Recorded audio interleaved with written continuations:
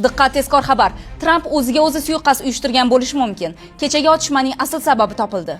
Washingtondagi Hilton mehmonxonasi Trampga qilingan suiqasdni butun dunyo sahnalashtirilgan ssenariy deb hisoblamoqda.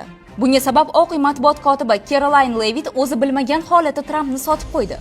Gap shundaki, u tadbir boshlanishidan avval bugun kechqurun o'q ovozlari yangraydi degan. U bu gapni hazillashib aytganmi yoki jiddiymi? Oradan ko'p o'tmay o'zi aytganidek haqiqiy otishma sodir bo'ldi. Caroline bejiz shubhalar markazida emas.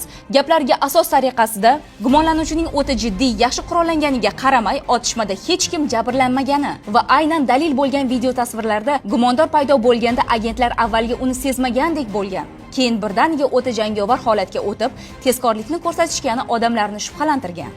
Otishmaning uyushtirilishiga ayni vaqtda Trampning Eron urush fonida reytingi keskin tushib ketgani uchun o'zini jabrdiyda qilib ko'rsatishga omma e'tiboriga bo'lgan ehtiyoji, tashqi muvaffaqiyatsizliklardan diqqatni chalg'itishga har doimgidanda ko'proq muhtojligi sabab bo'lgan. Caroline gapni gapirib qo'yib, endi o'zini men bu gaplarni Trampning keskin siyosiy chiqishlari ma'nosida aytganman deb oqlamoqda.